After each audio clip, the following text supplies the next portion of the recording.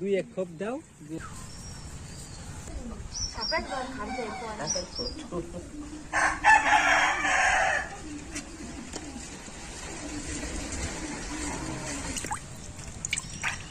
কি মাছ জানি? ভেটকি মাছ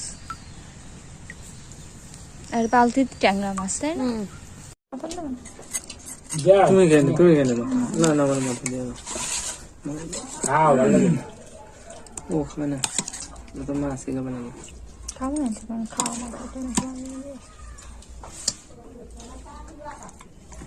না বোনা করে রান্না করছো। একটু জল দেও, মাছ দিয়ে মাহায় মাহায় খাওয়া দেওয়া অন্তকে বুঝা ফিরে খাবেন তুমি।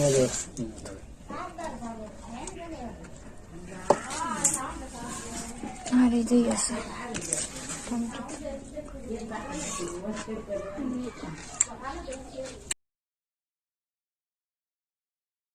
আমাদের রাস্তা, আঁকা বাঁকা রাস্তা।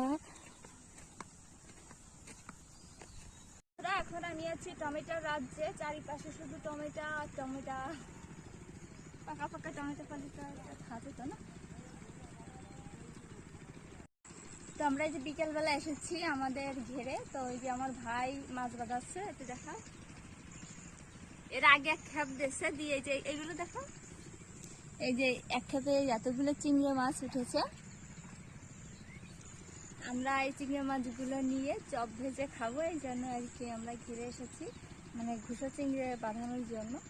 তো এই যে সাথে একটা বড় চিংড়িও উঠেছে, খুব সুন্দর আসতেছে জায়গা ক্লিয়ার। এই তেঁতুল গাছ আছে তো, এই তেঁতুল গাছের নাকি ভূত আছে। এই যে তেঁতুল গাছটা দেখতে পাচ্ছেন, এই তেঁতুল গাছে এইগুলো তো আমার একটু আসে না আর কি, সবাই আর কি বলে যে এই তেঁতুল গাছের নাকি ভূত আছে।